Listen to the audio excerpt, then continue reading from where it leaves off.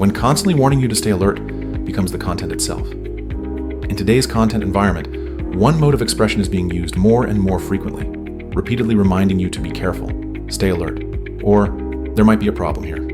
These pieces often appear very responsible because they almost never draw firm conclusions and instead keep emphasizing uncertainty. On the surface, this looks cautious, but when such reminders persist over a long period, they become a fixed output in themselves. Structurally, this type of content does not rush to explain the conditions or scope of a problem. Instead, by constantly repeating risk warnings, it creates the impression that the environment is always unstable. What audiences receive is not a clear judgment, but a continuous psychological expectation. This is where the structural issue arises. When reminders replace judgment, the content no longer needs to enter a verification phase. No matter how circumstances change later, it can always retreat to one sentence. I was just reminding you to be careful.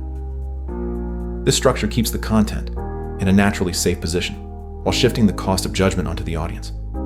You're constantly told to be cautious, but rarely told how to distinguish or evaluate.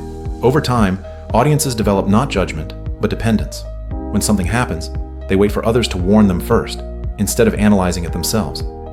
Truly valuable information should help people understand which situations are worth observing, which have already changed, and which belong to long-term structural factors. Not leave every issue stuck in a vague zone of something could go wrong at any time.